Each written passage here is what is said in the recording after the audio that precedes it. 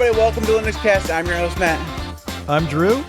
And I'm Tyler. That is better. Okay, so first off, you guys got to watch this live from now on. You want to watch it live, youtube.com/LinuxCast every Tuesday at usually 8 o'clock p.m. Eastern Time. It's 8:30 right now. We didn't just get started. We've just been having issues. It's just been having some issues. So it was highly entertaining for other people. Not so much, well, it was entertaining for us too. Those claps are fantastic. I don't know what you guys are talking about. Anyways, welcome to Linux Cast. We talk about Linuxy things. We have an awesome topic tonight. We're going to talk about the browser wars and who's winning and why Mozilla sucks and all that stuff. Now, if you watched or have been watching the podcast in the previous seasons, all the way back in season 4, we did do a Mozilla topic where we talked about this stuff. So, we have done this topic before, but I think we can expound upon it. Plus, Google just got declared a monopoly, so Mozilla's going to be losing a lot of money pretty soon, so that should be interesting to talk about. Anyways, Tyler, you left a super chat. Thank you. It's not just you that makes it smooth. It's all of us. We're all calamity of errors. Anyways, but before we jump into the main topic, let's go ahead and go around the horn like we usually do and talk about this week in FOSS. So, Drew, why don't you take us away? What'd you do this week? I spent part of this week configuring my Home Assistant Green, which I bought about a week 10 days ago. And you have to understand, I've been fighting the good fight, trying to unentrench, is that a word? Myself. And there's some difficulty in getting everything working because I have some Google things. I have a Philips Hue devices. I have Nest thermostats. I have Kasa dimmers and switches. I have Nest Home Minis and speakers. I have a Ratio smart irrigation system. And there's more. So luckily my Ring doorbell finally died so I can get something new there. But after several days also, I have been learning to use and deploy MKDocs. And it is a static site generator for documentation. And the goal was to replace my Just a Guy Linux with actually just a documentation website. And so I've been obsessed trying to get this to work. And at one point I thought I was never going to get like the Python plugins to work remotely. And I wanted to host it on GitHub and use GitHub pages. And I couldn't do it. And I thought to myself, I've screwed everything up. So I had to reinstall Debian because I had installed all these packages on my Debian machine thinking that it would be fine, but it wasn't fine. So I had to start over. And it just so happens I was completely wrong because what you need is a requirements.txt file that needs to be in the root directory when you upload these GitHub pages, and it will actually build out all of the packages necessary to get this to work correctly. And I didn't realize that, but now I decided to actually not use GitHub pages to host. I'm using Cloudflare pages because it's a lot more smooth. It's being hosted, the files are at GitHub, but it's connecting to Cloudflare pages, and then being built on Cloudflare. And it's kind of saucy, and it's not ready for prime time yet. But man, it's like an hour before the pod, I was like feverishly working on it, trying to get as much done, and it's been kind of cool. That does sound cool. Also, I'm jealous because my website has been inoperable for weeks because my script broke. So I need to work on that. Anyways, Tyler, what have you been doing this week? VR. That's it. Hardcore VR. Look, if anyone out there watch this has got a VR headset, you want to play Ghosts of Tabor, it's like Escape from Tarkov with me. I'm looking to stream it here soon. So, if you've got a decent personality and you want to play, like, hit me up. Like, my Discord is pretty available. It's pretty easy to get access to. You can also just at me on Matt's server, and that's it. That's all I've been doing. It's hardcore VR. I love it. It's so good. You have obsession issues with your games, man. Oh, dude, like I set this computer up like a day and a half ago. So like around 36 hours. I've already put at least 12 hours into the game, maybe more. The reason why I say that is because DayZ misses you, okay? DayZ is like so 2012, man. Like you kids just move along really fast, man. Us old guys can't keep up with you. I'm not kidding. This game is probably, like, I really liked VR before, but this game is probably the best utilization of VR I've ever seen. Like, ever. It's so fun. Awesome. Dennis left a super chat. Thank you for that. He says, just started. Think you better to donate now in anticipation because who knows what is to come. Yeah, the way this podcast is going, we're definitely, one of us is going to lose power. It's just like this is going to happen. Okay? All right, anyways, thanks for the super chat. I really appreciate it. All right, so for me, I have been spending my time basically trying my hardest to get my ebook collection in order. Now, when I was using Kavita, basically what I had to do was go into the XML file of the EPUB in order to change the metadata in order to make sure all the metadata was right. So that was a pain in the ass. I had to use an app called Sigil, and it was developed in like the 90s. It hasn't been updated much since then, and you can tell. And I'm glad that period is over. Now that I'm using Calibre, it's so much easier just to go open Calibre and just open edit it all in the GUI. It's so much easier. But I have a lot of books. I read a ton. Like I think I'm at 84 books this year. I've read 20 new ones. I've reread about 24 or so. And so I read a lot. Now that's not like if you watch like Book Talk or YouTube, BookTube or whatever. A lot of those people read hundreds of books, which is I don't understand. Like they need to get a job or something. But so I read a lot. So I have a ton of books, and it's taking me and similarly with my music collection, the metadata is shit. Like it is utter garbage. It's so bad, and we all know why the metadata is bad. We'll just all be silently honest about that. But in this case, it's just the truth. So that's what I've been doing. I've been banging through and trying to get as much of that metadata as good as possible. The music is next because. Okay, so I was trying to create an oldies playlist the other day, like from the 50s and 60s with 50s and 60s rock, because I have a very eclectic taste in music. I like everything. So I was just trying to create an oldies playlist, and it turns out all of my oldies music has the wrong song titles. Like all of them have the wrong song titles. It's horrible. I'm gonna have to go through and listen to each one of them, find out what song it is, and then rename the damn thing because it's so stupid. Anyways, that's what I've been doing. So when you say oldies, what are we talking here, Matt? I mean, are like we talking 50s, 60s rocks, okay, all right. Elvis, Dion, right. Things like that. Today I was listening to Eminem. So like I said, I span the decades and the genres in terms of music. I can listen to classical, jazz, rap, R&B, country music. I was listening to Toby Keith yesterday. I'm very weird when it comes to music. I don't have there's really not anything out there that I don't like except for like electronic music, like the club music. I could take that or leave it. Other than that, I like everything. So I have a lot of playlists, and the downfall of hosting your music yourself, even if you get your music through legitimate means, even then, oftentimes the metadata is shit. Like it's just for whatever reason, and a lot of this stems from the fact that I used to use iTunes, and iTunes has its own standard when it comes to storing metadata, and because no one else follows that standard, all of the stuff that was stored in iTunes years and years ago doesn't actually have the appropriate metadata that it should have, even though it did when it was in iTunes. So it's all a mess, and it's going to take me years to fix it at this point.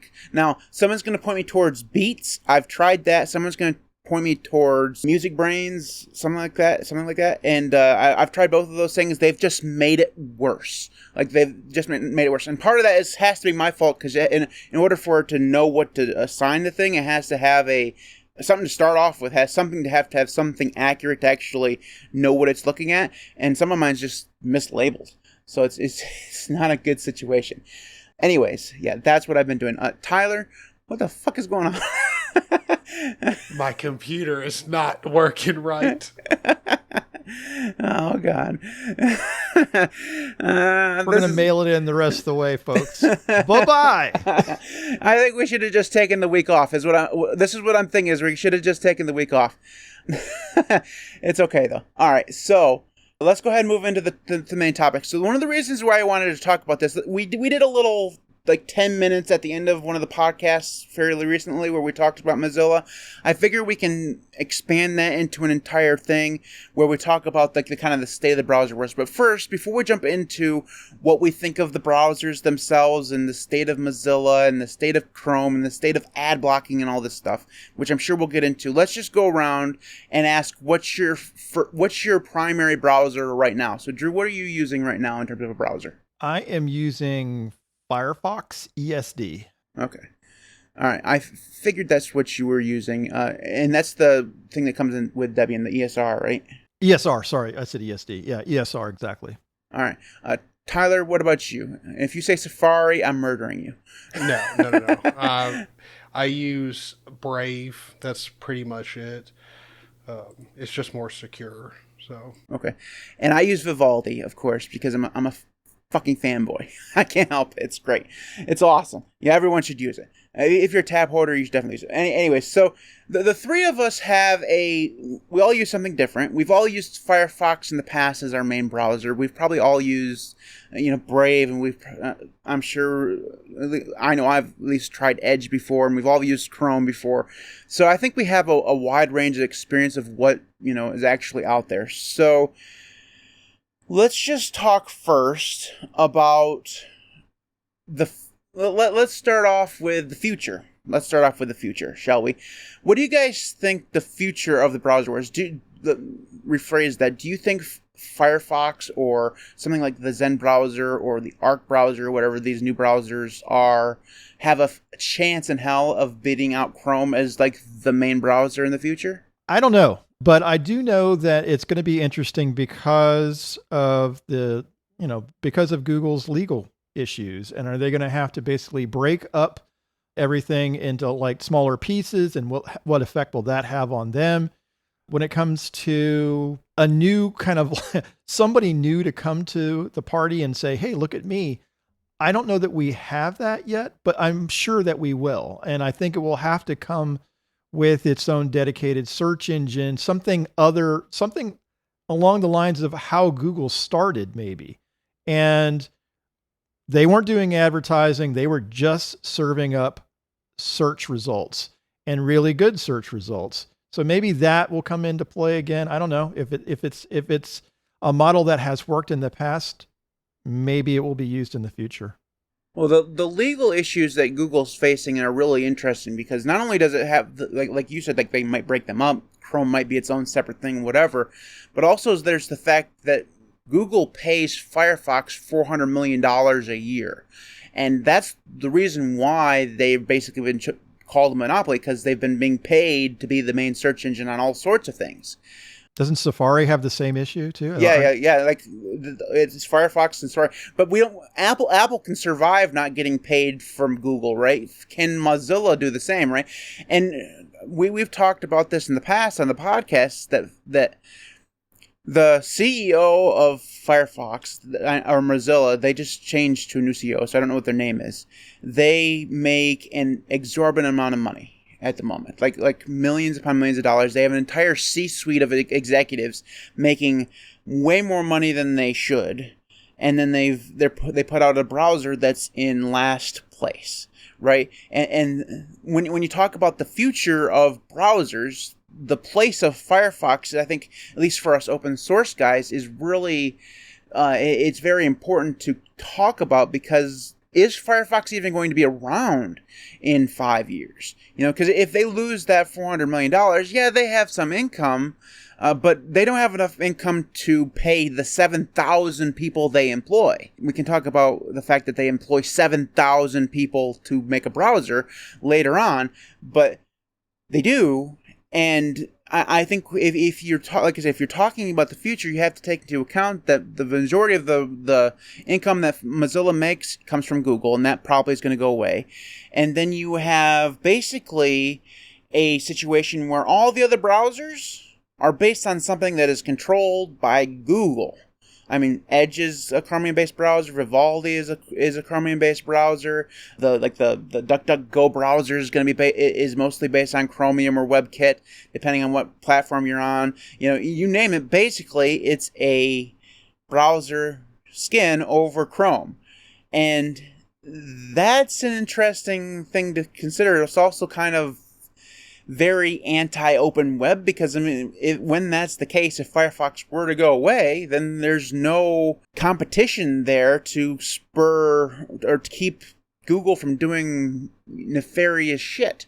So I think that the future. You mean more nefarious shit? Because it's more. Yeah. more nefarious shit. So I think one of the things that is, when you talk about the future of the browser wars, you think that maybe maybe we should have just answered this question. Is there even a war? Because, everybody just uses Chrome.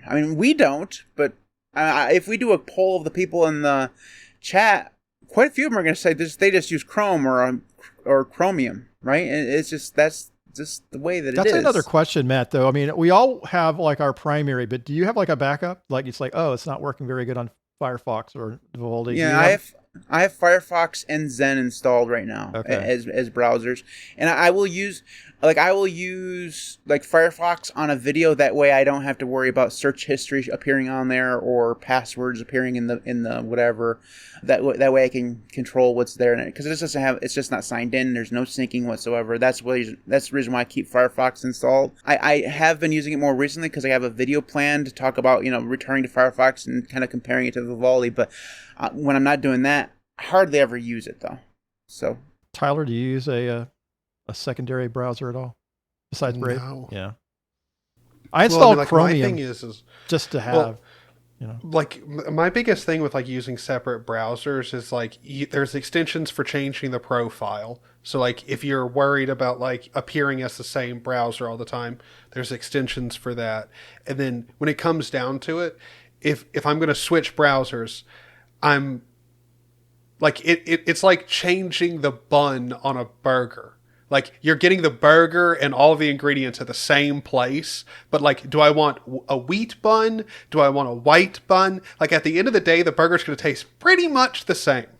It's it slightly changes, but it's just the brioche. outside. That's all I'm going to say. Ooh, brioche. okay. Fair point. Maybe Brave is my brioche bun. Okay.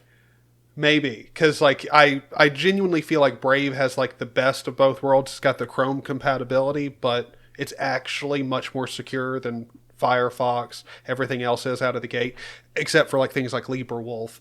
But that's kind of my reasoning behind Brave. It's you get all the Chrome compatibility aspects, but you don't get a browser that's so secure it can't load up half the JavaScript websites in the wild. So, yeah.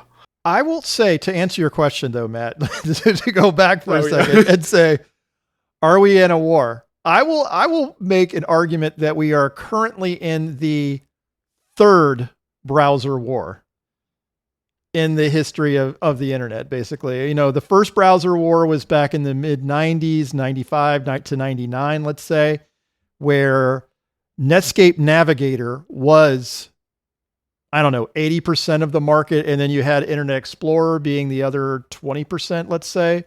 And then the second browser war was somewhere in the early 2000s to maybe 2008, before Google became Google.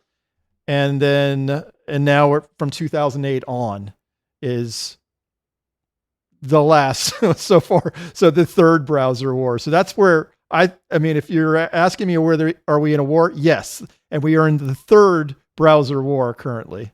Well, later on, I want to talk about Manifest v3 and how Google may end up being ruining Chrome and all that stuff, right? But we can talk about whether or not that's a big deal here in a minute. But I do think that it's interesting that Firefox has had opportunities. Firefox is a lot like Linux, that has had many opportunities to be the shit, right? It's to be the main thing, like when Vista died, or when XP died, then Vista, and then every time a Windows version goes out of support, Linux has an opportunity to draw users in, right? And Firefox has the same thing because Google continually fucks things up and pisses off their users.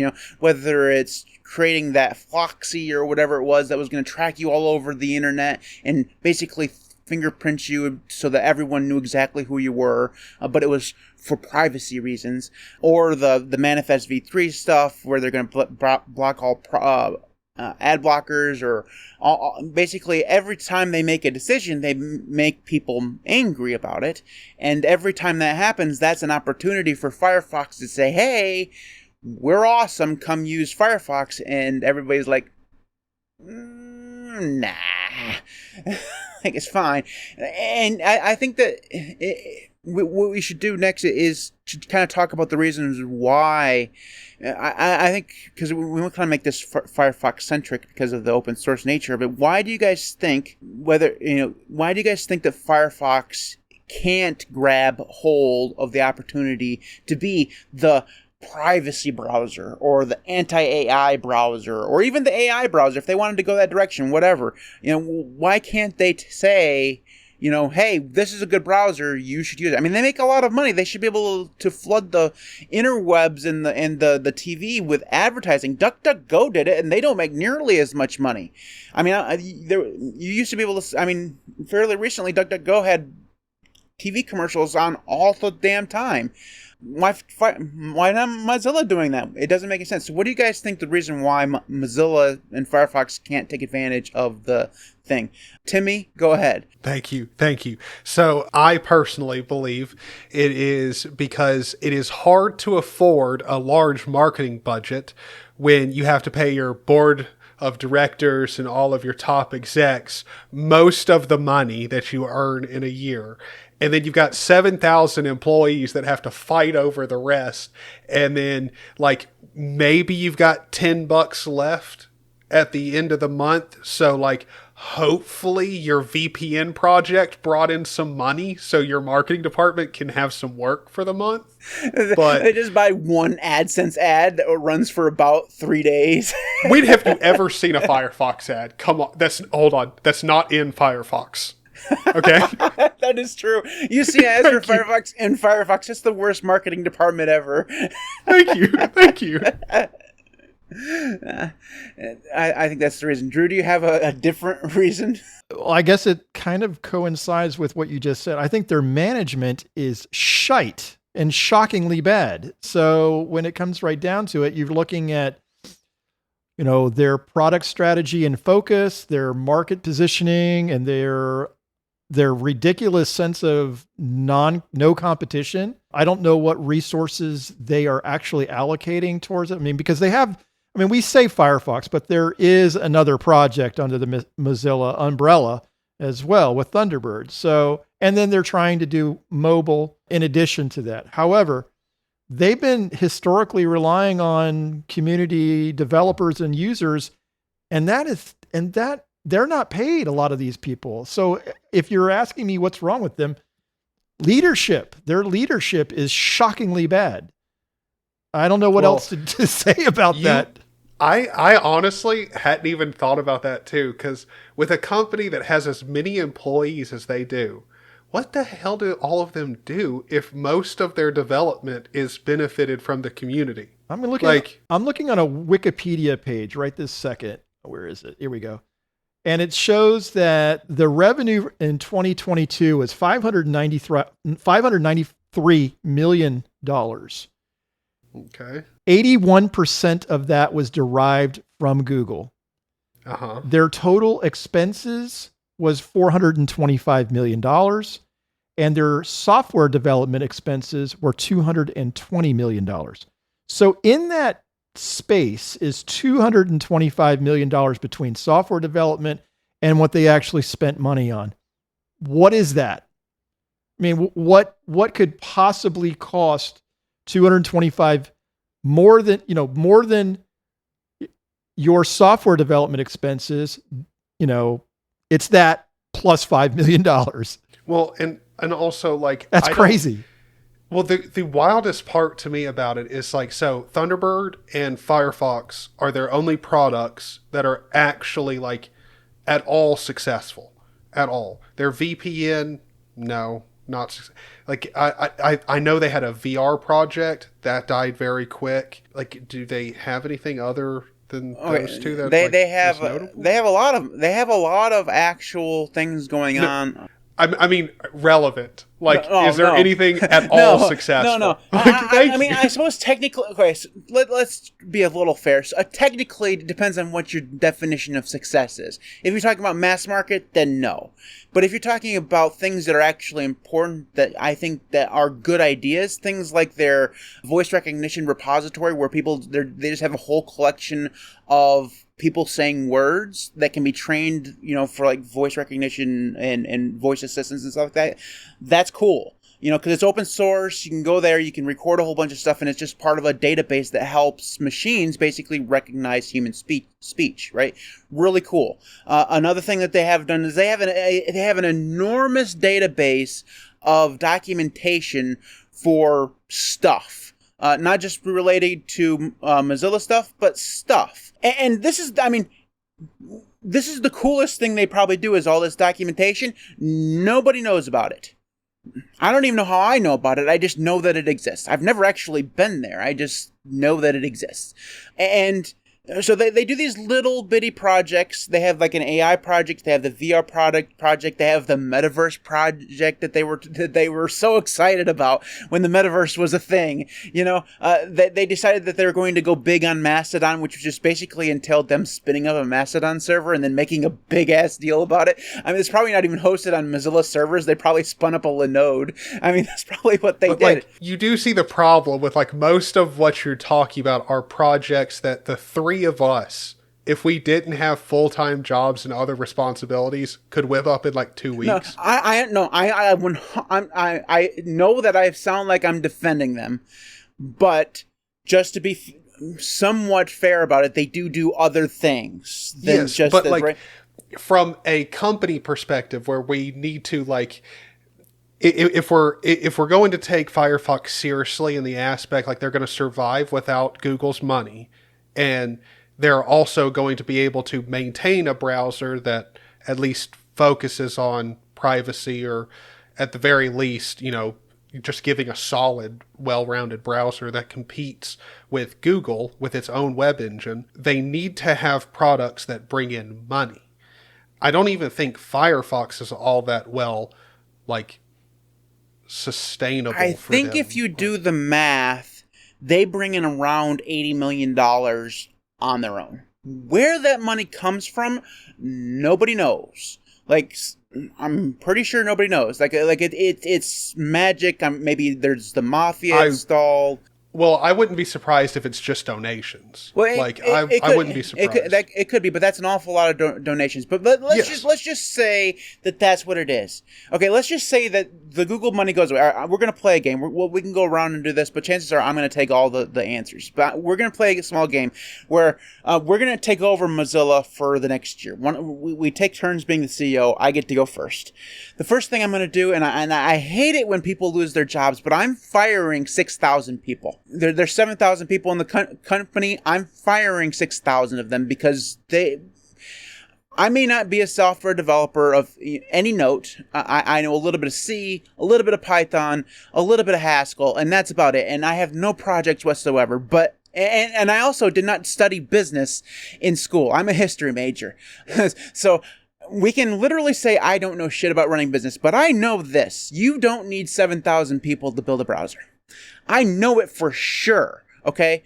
1,000 people would be fine, and there's still probably about 600 of them who do jack shit every day, okay? Like, I'm sure all 7,000 of those people are wonderful people, great developers or whatever, but I can tell you right now, it does not require 7,000 people in multiple countries in offices around the world to develop a browser and an email client. It just does not, okay, at all. So that's the day one. Everyone's getting laid off except for 1,000 people, including every single person who has a C in their title.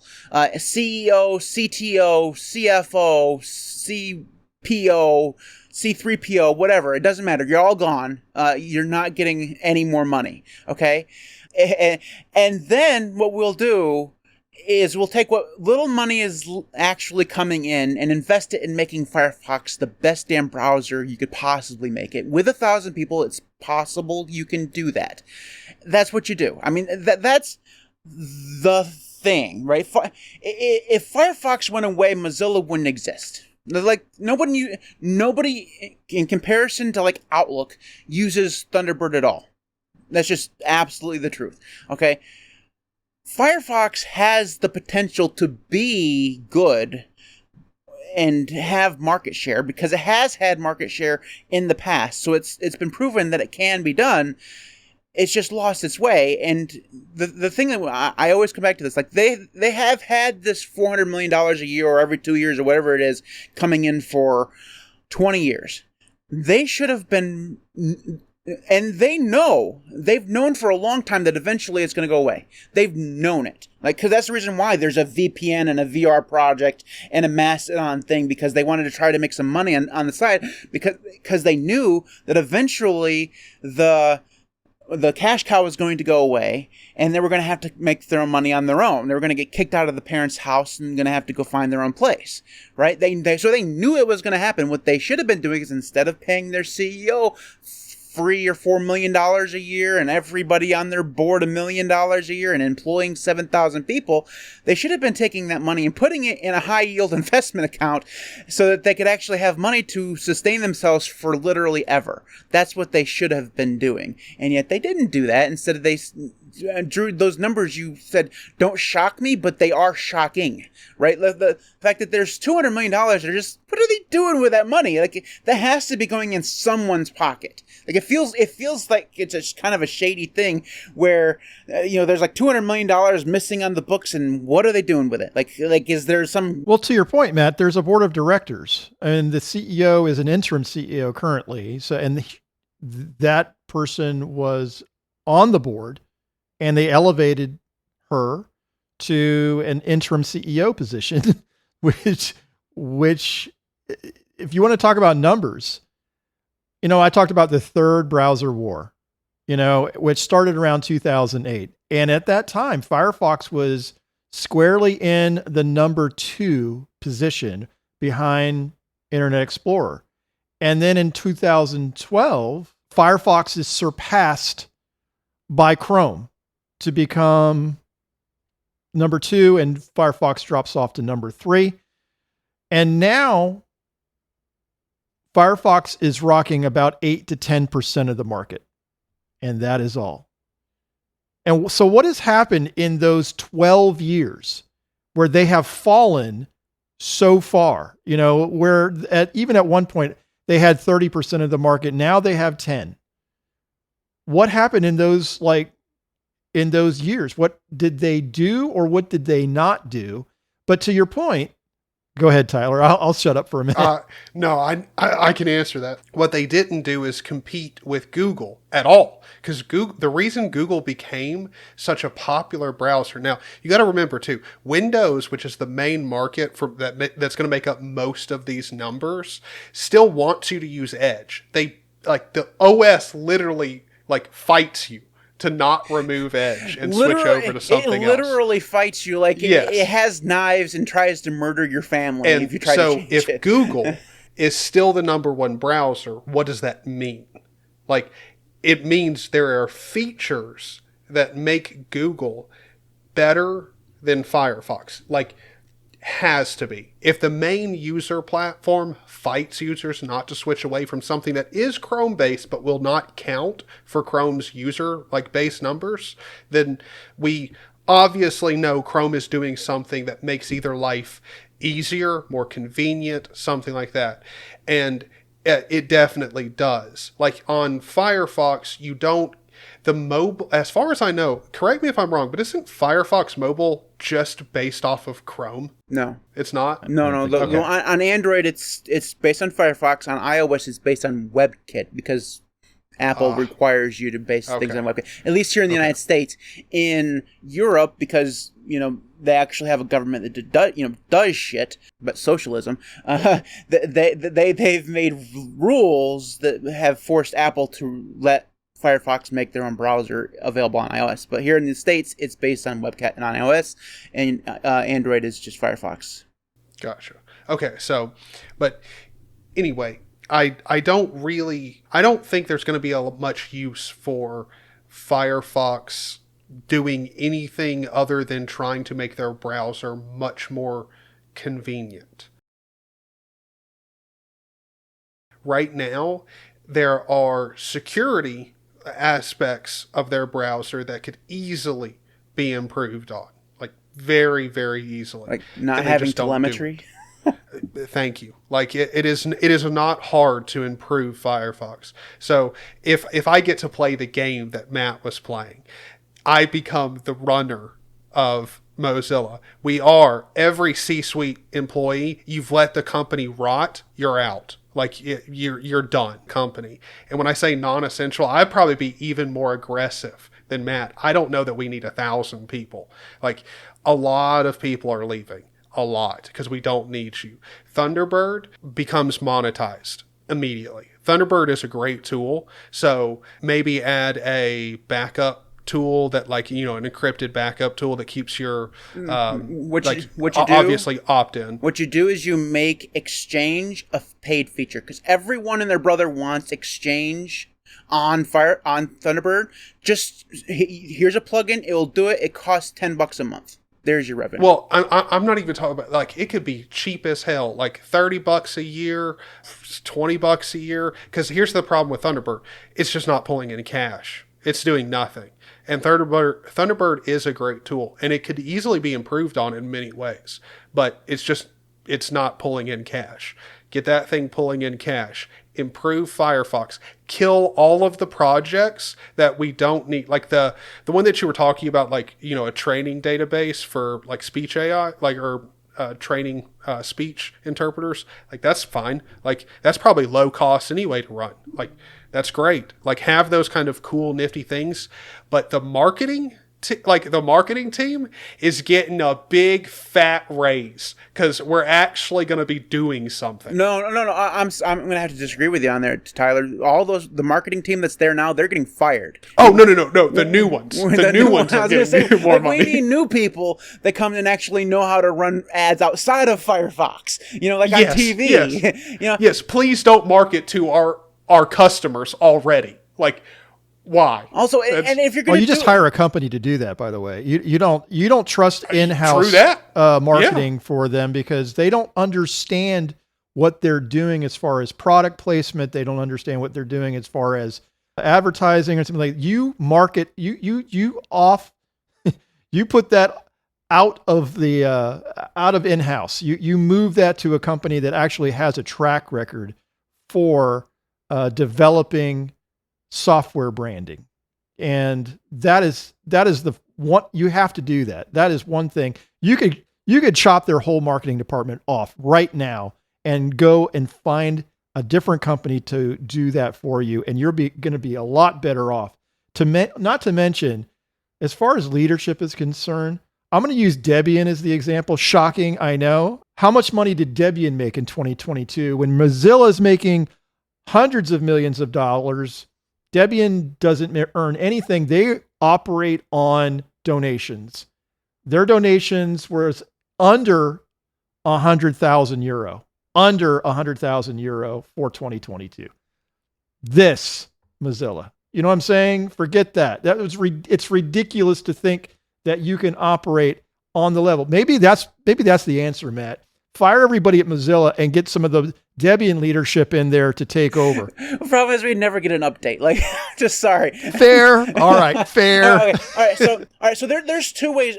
So I think the marketing thing is something that all three of us agree on, is that they have to have some, because the thing about all of this is that Firefox isn't bad. It's a good browser. It has plenty of good features. Yeah, you could argue that Chrome, because it's more entrenched in the Google ecosystem, has the ability to be more Google friendly, and also Firefox has been skunked by Google products. Like, YouTube is just way slower on Firefox than it is on Chrome. That's just the truth. And I mean, maybe the anti-monopolist stuff that's going on right now will fix some of that stuff. I don't know.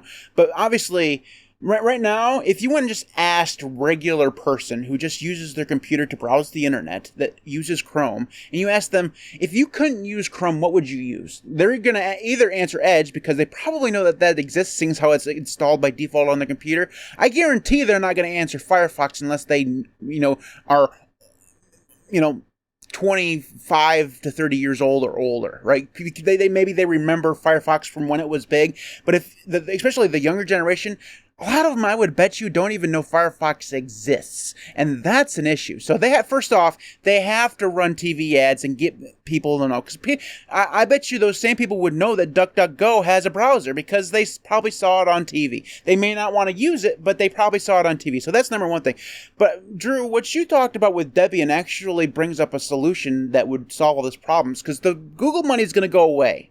Okay, so that means you can no longer pay your C-suite, millions of dollars, because you're not going to have millions of dollars to pay them. So what you do is you start over again. Okay, you have the product, but you make it a community-based product. Throw that fucker up on GitHub and start taking community contributions, make it so that the board of directors or whatever is just an elected board of community members that cycles out every 3 or 4 years or whatever. They're the ones that are in charge, and they make the decisions on where the project is going, because right now the people who are in charge don't know shit. They're corporate executives. They don't know what goes into making a good browser. They're just, the C-suite board at Mozilla has only been enthused about trying to make sure that they can keep that money coming in as long as possible. That's all they care about. They don't care if the browser is actually good or how much market share that it has, because if they did, they would have hired a marketing company ages and ages ago, and they would have never have lost, because it's not like Chrome got so good all of a sudden and Firefox just became shit overnight. That didn't happen, and it's not as if Chrome started being installed by default on Windows, because Internet Explorer was around for a long time, and then Edge didn't happen until long after Chrome had already taken over. So there was some inflection point there where people just decided to use Chrome. And Tyler, I don't think that Chrome was all of a sudden this, awesome tool that just outshone Firefox. It's just that for whatever reason, not for whatever reason, for the reason of money, Google threw a ton of money at marketing Chrome and said, hey, this thing is faster. It works well with Google products. Use our browser, and they blanketed the airwaves with marketing, and the rest is history. So well, I think one of the biggest aspects about what you just said there that's true is they didn't just become the main browser because it was like a way better product. It was more convenient. It worked with all those Google products. So you could just instantly, you were instantly logged in. You had your same Google account. You logged into the browser, and then you were logged into every single Google service, everything like that. Firefox can do the same thing nowadays. Like, all of these things can be easily done in Firefox. And if they're not already achievable, easily implemented. And then all you have to do is market it. And I'm not saying that your Firefox should be more integrated into your Google account, your, et cetera, on down the list, your X account, all that stuff. But at least having the option and then marketing it is a good idea. And also too, I think Mozilla's biggest problem is because they've been so stagnant on needing to find monetary routes for making money, they really haven't tried monetizing their products well. They've got a lot of different projects. They're always interested in something new, but even the successful products that they have aren't marketed well. Like someone made the point that like Thunderbird does bring in a good amount of donations. Like it genuinely does. But that doesn't mean that it's monetized nearly as well as it could be. Like they could make a lot of money through Thunderbird, and that doesn't even mean that you have to like block it off behind a paywall. But you could monetize most of their products. You could monetize really well, and they could come up with a lot of first-party additions to Firefox. They could make money with what they have, but also, you guys notice that when they come up with a new product, it's never something that competes with Google. Like, you know, it's like a VPN, it's, you know, random AI stuff. Yeah, they do like the metaverse that competes with Meta, but we all knew the metaverse was going to be shit. So, but they don't come up with their own search engine. They don't have their own, like, document solution. They don't have their own syncing solution like Dropbox or whatever. None of that stuff that could compete with Google has ever been proposed by them because they don't want to piss off their sugar daddy, is basically what they don't want to piss off the people who give them all the money. So the money's going away. Yeah. So what they need to do when the money goes away, or even better, suck dick, Google. We're gonna keep taking your money, and we're gonna come up with with that money, we're gonna buy Nextcloud. Okay, that's what we're going to do. We're going to buy Nextcloud, and I hate to see Nextcloud go that route because they bite your frickin' tongue, because they do a good job, or something similar. Like make their own Nextcloud, whatever they need to do. They should have like online documents, online synchronization, a photo solution, all this stuff that Google does. Be the anti-Google. You want to keep all of your 7,000 people? Let's put those fuckers to work, okay? Because they're obviously not working on the browser because it's basically stayed the same for the last 10 years, okay? So instead of let's make them do some stuff that competes directly with Google, hire ourselves a marketing department and say, hey, you don't want to use Google Docs anymore? We have this other thing with online collaboration. It's secure and privacy focused, and you don't have to deal with Google anymore. It's awesome. You should try it. You don't want to pay for Dropbox anymore? Here you go. Here's 500 gigabytes of free storage with our syncing solution.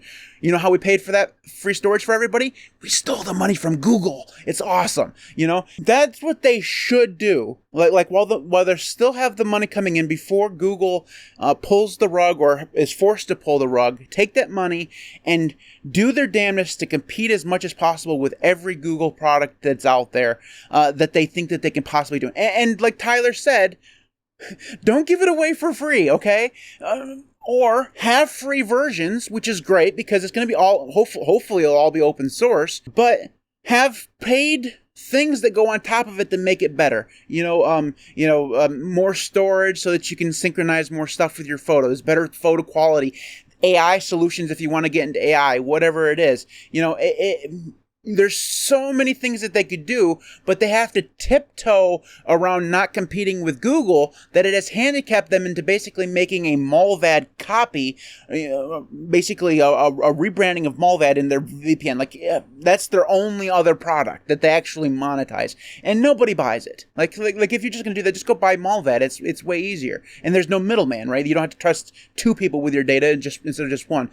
Dennis left another super chat. Initial was in anticipation. This is for a job well done so far, and soon sleep time. All right, if you're going to sleep, Dennis, good night. But thank you for the super chat. You're awesome as always. So as you can tell, guys, Firefox pisses me off, and I think that you guys are kind of with me on this. Is like they have had opportunities for so long to be good and to make good decisions, and all they've done is squander every single one of them, and it's so astonishingly disappointing. Like, you just want this of all of the open source companies that are out there, Canonical, Red Hat, Nextcloud, all of them. Mozilla's like the company you want to cheer for because they have a lot of money coming in. They should be. Well, they're nonprofit though. They're not in the same boat as Ubuntu. They're a nonprofit organization. Well, no, I'm not talking about like the money, but I'm just talking about like open. No, I know. I understand what Tyler's looking at me like. Are they though? Because Yeah. It's a little bit of a middle But, ground. I mean, they are in terms are of technically how a nonprofit. they're incorporated, or they're not really incorporated, but they are a nonprofit organization that operates like a profit generating organization and pays their employees Like they have much more than every other nonprofit that I've Yeah. ever seen in my lifetime. That's crazy talk. Them administrative costs are Yeah. like if we were looking at any other charitable organization, everyone would have problems. Like like no one would want to donate. Like you'd have a lot of problems because there's not a lot of nonprofits where you're like, the board of this nonprofit should be making like collectively all the millions of dollars. Yeah. Like You know what was interesting? I saw in the chat that somebody mentioned Proton, and Proton is interesting because they basically kind of unincorporated themselves and became more of a community project recently. And there's some similarities there, because it would be cool if Firefox ended up with like a need to incorporate a privacy focused email service like Proton for themselves. They could really start to develop these initiatives with other companies in the same space that could compete with Google. And I'm always curious about, as far as Chrome is concerned, how would they actually just eat, 5% into that market right now?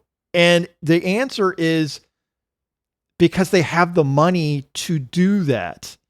They have the money to do that. All they're lacking is the will to do that. And granted, yes, they would be losing, like Matt says, their sugar daddy if they start to like approach that. And maybe that's all they care about, is like, as far as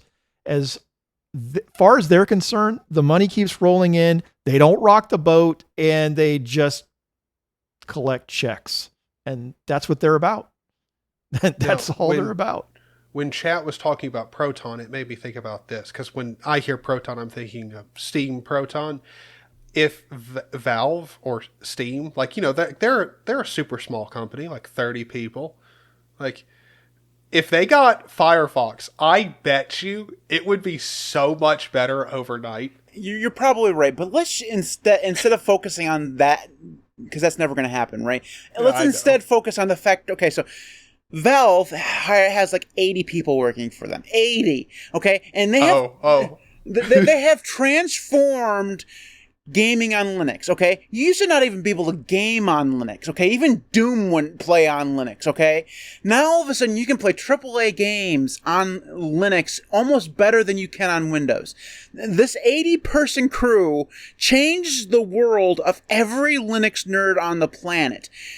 Mozilla employs 7,000 people and can't make a fucking browser, okay? It's just the stupidest thing ever that you've ever heard of in your entire life. And I go back to it just makes me sad, and it makes me angry.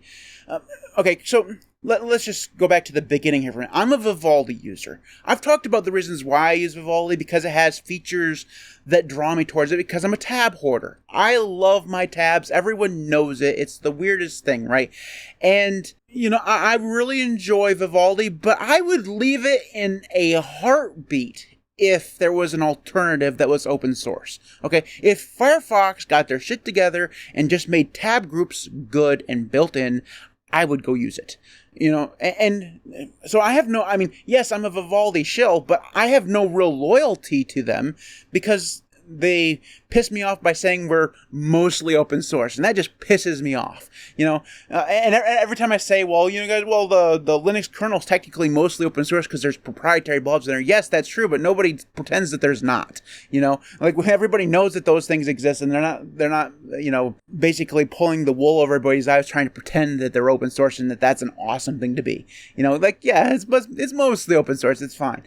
So I would leave Vivaldi in a second for Firefox if it was good. And it just constantly, like Thunderbird is a good example. So it was like 2022, they announced that there was going to be this gigantic redesign of Thunderbird. You guys remember this? It was going to be awesome. And slowly over the course of a year, we got teasers of like little screenshots where they had color icons, and they built this all up. They hired a Linux YouTuber to be their evangelist and to hype up the product. And then it comes out and it looks exactly the fucking same as the old version of Thunderbird, except for it has this gigantic honking fucking URL or a search bar at the top that you can't remove without using CSS. What? What is it? What did you do for a whole year?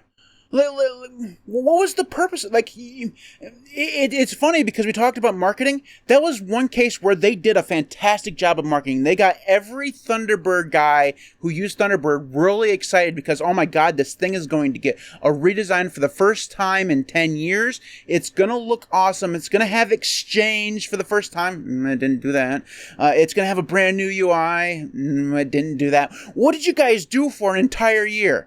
We redesigned the account ad screen. It looks exactly the fucking same as it did before. Okay? The buttons moved around. That's all you did. I am not a developer. You mean the screen that they use like one time and then the next year you don't see that same screen? I mean, that's moronic. Yeah, that's just moronic. That's all you did. You moved the buttons around, and like I'm not a developer or a designer. I could do that shit. Pay me $1 million. I could do the exact same kind of work. Like, it's just like you didn't even rebuild it. Like if it came out exactly the same, but we rebuilt it in Rust. Okay, like whatever. I mean, maybe it'll be faster now, but no, it's so stupid. Like it's not even like a redesign is all that important, but like. The number one feature, like if you ask an email user who's stuck on Windows having to use Outlook, what they have to use Outlook for, the number one thing they're going to say is Exchange or Active Sync or whatever. They're going to say Exchange, right? So you know what you can do to bring those people to Thunderbird? Because a lot of them would love to stop paying money to Microsoft. I mean, not all of them. It would still be, but a good chunk. You bring Exchange to Thunderbird. That's what you do. It's not hard. Now they say they're going to do it. Like it's going to come out in the next big version. But I've been hearing about that for 20 years, and I don't believe them. Like it's so it's frustrating because I guess like you want this stuff to be good, and it's just why can't you hire someone who knows what the hell they're doing? You have the money for it. They absolutely have to do the Exchange. They absolutely need to incorporate Exchange in order to compete at all. You know, if you really, to your point, Matt, if you really want to have a small paywall for that functionality, you could do that, and you could bring in extra funds that could fund that project, because that is a definite need, and you don't have to use Microsoft or Outlook to do it. I mean, gosh almighty, just fix one thing. Like do that one thing, and you're going to have more people than you've ever had before. Yeah. And like I said, they'd either pay money for it or there'd be donations. Literally, it's like the people there are like, I don't know what their resistance to. Like what was the like Exchange is is entrenched, right? It's like the entire corporate world uses it. Like you probably can't name a single company that doesn't use it. They all use it.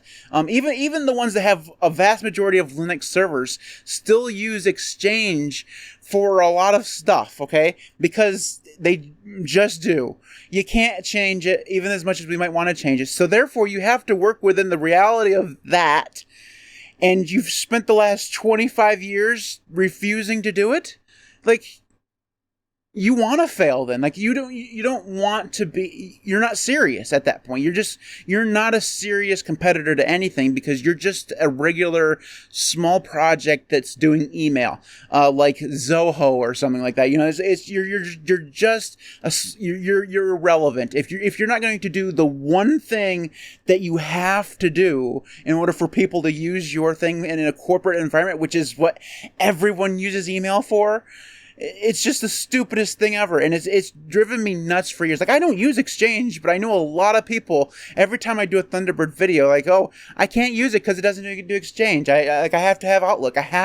This is what's keeping me on Windows, because I have to use Outlook. Does your company use Gmail for their mail, or? Yeah, it's all Gmail. There's a lot of people that are on the same thing, because it's a lot easier. I don't know if any of you in the chat have to deal with document retention policies, but that's a big deal. So Google makes it kind of easy for that. So I think a lot of people are kind of going that way, and as far as companies are concerned, because of retention policies. You know, maybe you're onto something there, Drew. The reason why they didn't want to do Exchange was because so many people around that time, when Thunderbird was being the thing, most people were transitioning over to Gmail, and Gmail doesn't require Exchange, right? So they just figured, well, everyone just uses Gmail. Why do we need to put the effort into Exchange? And I can see that. I can see it. Like it's. I suppose if that's your rationale, it's fine. But I don't think that the people who use Gmail use email clients. The vast majority of them just use it in the browser. And it's probably Chrome, because nobody uses Firefox. That's totally true. So let's move on. I think we've literally beaten the shit and death out of Mozilla. We could probably carry on for another hour, but at this point, we've already been going for an hour and 6 minutes, and Nate's going to murder me if we get to 2 hours. But there's a couple more things that I want to talk about just real quick. What are your guys' thoughts on the death of Chrome in terms of their interest and implementation of Manifest v3? The killing of all ad blockers. Do you think it's a big deal, or do you think it's just people are going to be, meh, we'll just watch ads? Drew, what do you think? I don't know. I think there will be probably workarounds for everything, but I don't know. I think that we've all had to deal with certain things in certain times. I remember, I did say something about the first browser war, where Netscape and Internet Explorer were basically the only two games in town. And I actually built out like a multimedia CD, and the UI on those multimedia CDs there was two completely thick, one for Internet Explorer users and the other one for Netscape Navigator users. And one was using ActiveX controls and the other one was using JavaScript. So I don't know what that has whether that has anything to do with what I'm talking about, but MV3, I don't know. I guess I just don't know enough about it to have an opinion.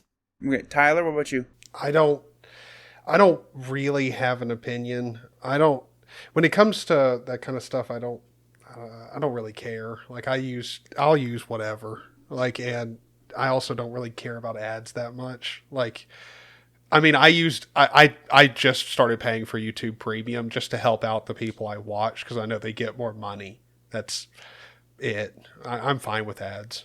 Okay, first off, Tyler, you're weird. I know, but I think there's more people out there like you than there are like me, because I can't the funny thing is, like, I make some money on YouTube from advertising. Okay, it's not I'm never going to be able to quit my job because of YouTube. I just don't see that happen. You have to be millions of subscribers strong in order to actually make a living on YouTube. That's just never going to happen. So as someone who does make a little bit of money on YouTube, I probably shouldn't say, but I've blocked ads for years. Okay, I always have. I can't stand video ads, like, at all. And because advertising on the internet has become so intrusive, like I don't know if you guys ever noticed this, but you go to a recipe page and you don't have ad blockers on, it is the worst experience you've ever had in your entire life. And by the time you actually get to the recipe, you're not hungry anymore, because it's like the next day. It's really, really bad. So I block ads religiously. So I too have paid for YouTube Premium because I felt bad for making money on YouTube and not also being able to contribute to the people that I want to, actually contribute to. So I do pay for them, but I think that more people are like you, Tyler, where it's just not going to affect them any. Like they'll notice ads more. That's what's going to happen. Or they'll run, like somebody said in the chat, they'll use uBlock Origin Lite or whatever, which is kind of a workaround. Yeah, it's not going to block everything that it used to block, but it's going to be some things, and you're going to be fine with it. Well, let me ask you guys this, because like I take pride and comfort in the fact that when I go to a website and I see 9 million pop-ups, I'm like, I'll never come back here again. Like the Wall Street Journal, I don't know if you've ever tried using them before, but they have like 16 ads. Maybe they fixed it, but they had like 16 ads that tried to pop up every single which way when you went to their website. I'm like, nope, you're never going to read from this. And this has been a long time ago.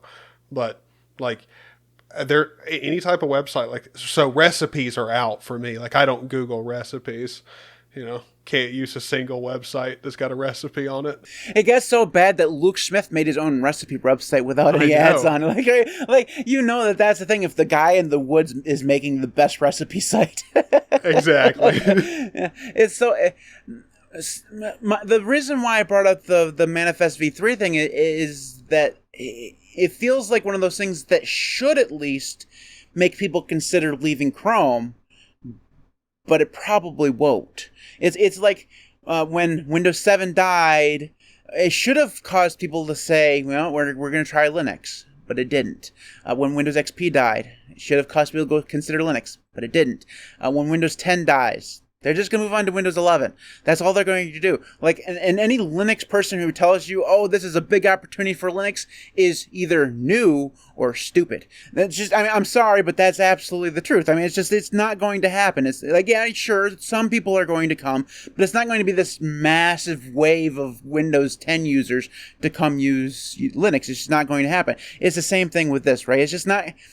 It should be that because it makes it harder for you to use the internet because advertising is so bad. Like the thing about ad blockers is that if they just made advertising good, people wouldn't block them. Yeah, it'd be fine. like if they just literally just not put 12 million ads on on a page, just a couple, and make it so that it doesn't slow it down to the speed of dial-up. People wouldn't care. And well, I think even worse than that is like when we're talking about these ad companies, like they pay a lot of money to get a lot of research on who you are, like what your taste is. They can also tell based off of the content that you're already watching what they should advertise to you. So how is it that if you go and like find videos, like not necessarily ASMR videos, but those like soft singing songs, like stuff for bedtime meditation, how does it start off with an advertisement for a chainsaw?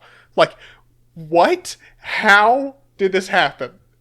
Like, yeah, that doesn't make sense, does it? I will say this, Tyler, though. I really like having my subscription to the New York Times. I'm all about my subscription to the New York Times. But I also thought to myself, remember, it wasn't that long ago, I guess, where there was a initiative for microtransactions on the internet. And I'm wondering if that would be something that's like, oh, wow, you can do these like microtransactions in order to not see advertising when you go to a specific website or what have you. Do you know how dumb it would be if every single website decided the way that we're going to fix this advertising problem is to give a pop-up ad asking you if you'd like to have a microtransaction so there won't be other ads when you enter the website? Guys, you're just literally explaining Brave, okay? That's what Brave was trying to do, but with crypto nonsense, okay? Stop, it was. Okay. It was. Like, it's just, that's what and the thing is, if it wasn't crypto and it was actual, like, not monopoly money, it might have been a good idea.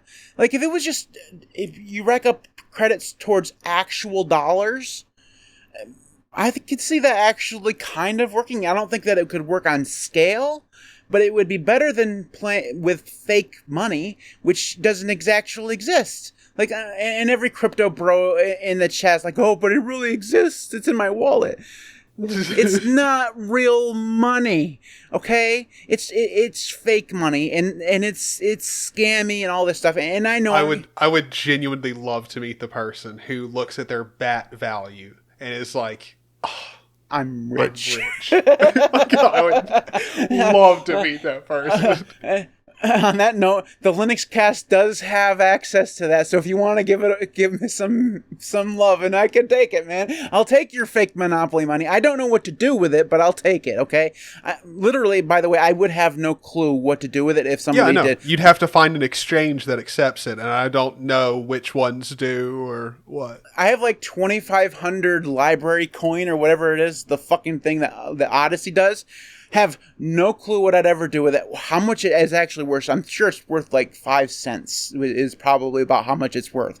But even if I wanted to get that 5 cents out there, like I'm on my last dime, I really need the 5 cents. I wouldn't know how to get it out. Cold Coke. Oh wait, you can't even buy a Coke with 5 cents anymore. Right? You used to be able to take the bottle and then take it to the store, and they would give you 5 cents. I guess I'm that old.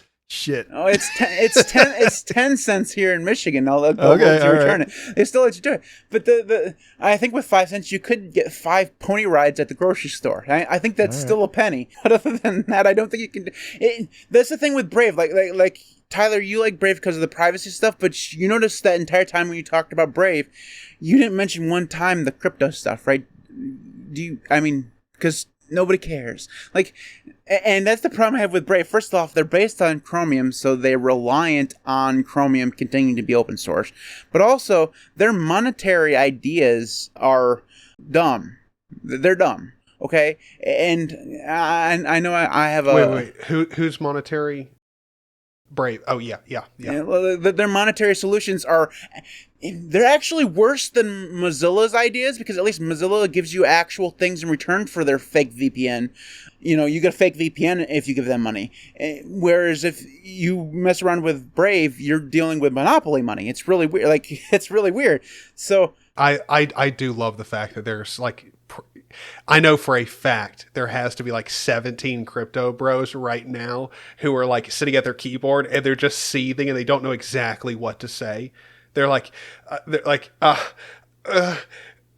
I really want to hear somebody defend BAT, because it's I get it. There are cryptocurrencies that might have a value, but most of them are all the definition of monopoly money. And then those people are out there. They have their little digital NFT monkeys that are on their desktop or whatever that they bought instead of buying a new car or a new house. Yeah. Nate's telling us that we've gone over. So. Oh, crud. Doesn't Brave, by the way, they have their own search, so they have pay for placement search results? Is that how they generate money that way? Well, they have on their search engine. I'm sure they run ads and stuff. So well, I'm just saying, no, I mean, as far as results are concerned, they have a platform where, let's just say you go and search for baseball. They have pay for placements search results, right? I thought I don't use. I haven't really noticed it. They may, but I genuinely haven't noticed it. The only real thing I noticed is they've got the AI now. For generating responses on stuff, which is always hilarious, because I don't get it how we've gotten to the point now where we have a technology in all of our search engines that is 80% accurate, but that's awesome. So it's got that, but other than that, I don't even know if they're monetizing their search. They may not. I mean, they will eventually, but it will probably be with crypto. I'm sure it's probably going to be with crypto. Okay. I hope I have to pay BAT to get searches one day. That would be hilarious. Because at least then you have something to do with all the BAT that you've accumulated. Hell yeah, brother. Okay. Nate's going to murder us because we're literally at an hour and 20, so we need to move into the nuggies of the week. But we could have spent another hour talking about the whole AI thing, because I think the AI is the next thing, because browsers are all going to be shoving AI down your throat as hard as possible. It's just going to happen. We didn't talk much about searching and search engines and stuff like that. All that stuff plays into this, so we could do a whole part 2, and we may do that eventually someday. So if you're interested in that, leave a thumbs up on the video. We'd really appreciate it. All right, so let's move on to the last one, and then we can get out of here.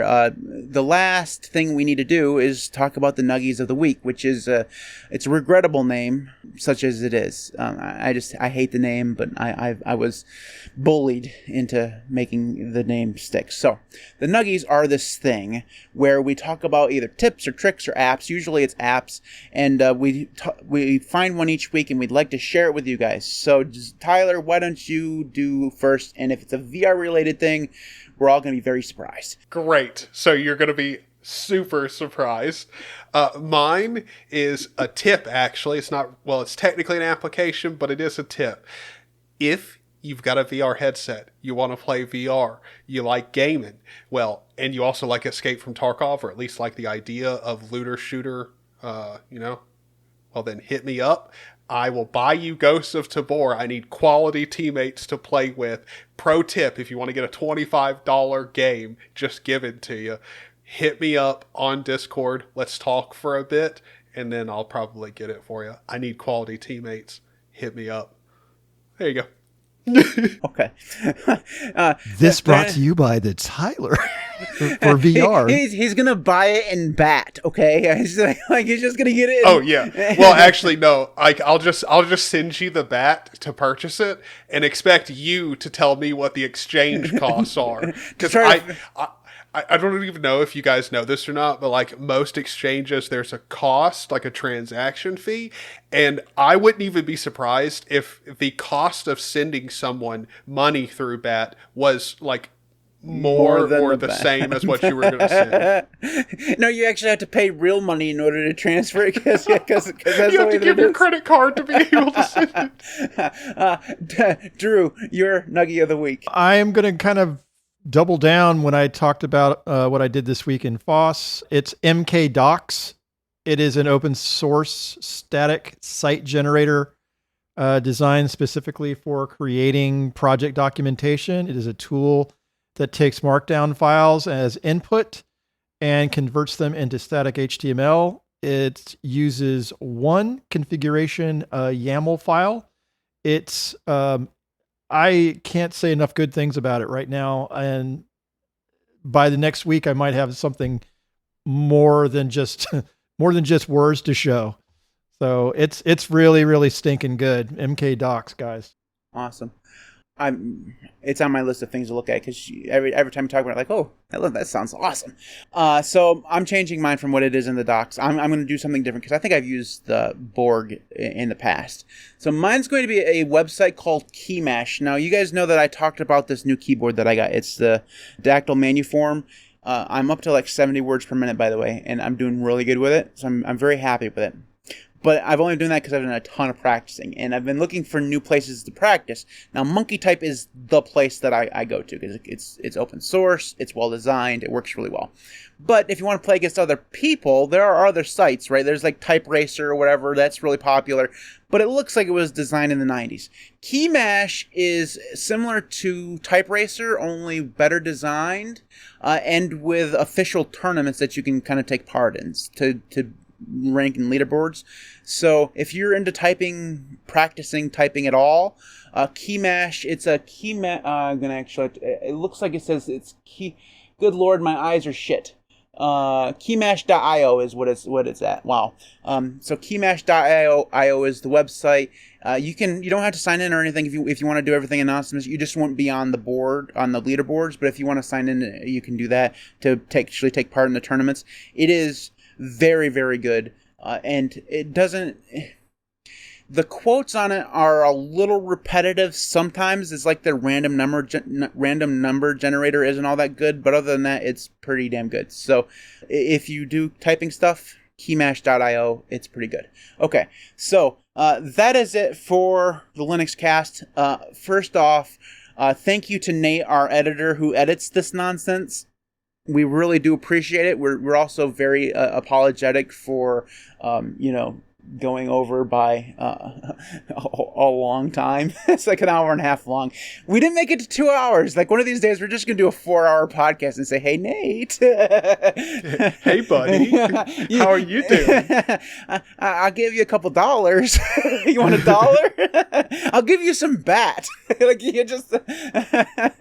Don't worry, brother. It's 40,000 Ethereum. Whatever that is, okay? I don't... Okay. One Ethereum is probably good money. I could probably give him 600,000 in BAT. I'm sure that's like $6. I think I'm you're sure. overestimating the amount of the bag cost probably. And anyways, that is it for this one. If you want to get in contact with us, there's any number of ways to do so. The website is still online. That's thelinuxcast.org. There you'll find all of our previous episodes, except for the most recent ones, because I can't update the site. Eventually I'll get that fixed, but if you want to watch the past episodes, all of those are there. You can also see some of the blog posts that I've done in the past. You can go there to do that. If you want to find us on YouTube, I'm obviously at youtube.com/LinuxCast. We record this live every Tuesday at 8 o'clock p.m. Eastern Time. You should definitely join live because we're having a great time with everybody, so definitely do that. If you want to catch Tyler, also known as Timmy, also known as Zany, online on a YouTube channel he definitely uploads a lot to, he's at youtube.com/ZanyOG. Someone will be there uploading videos. I'm sure it's probably the guy who stole his password. And then Drew, who actually knows how to use YouTube, he's at youtube.com/JustAGuyLinux. He posts stuff about Debian and window managers and scripting. All of it's awesome. Make sure you go to both of these fellas' YouTube channels and hit that subscribe button. And if you're not subscribed to LinuxCast, what the hell are you waiting for? Subscribe to the LinuxCast. I'm awesome too, not just these guys. And I post videos unlike Timmy. Okay? I'm just saying, he's too busy with VR. He doesn't have time for this YouTube nonsense. We're surprised he even came to the podcast without his VR headset on. Okay? Well, VR streams and videos are coming here soon. So you guys heard it here. up. You heard it here first. Anyways, if you want to get in contact with us, best way to do that is email at thelinuxcast.org.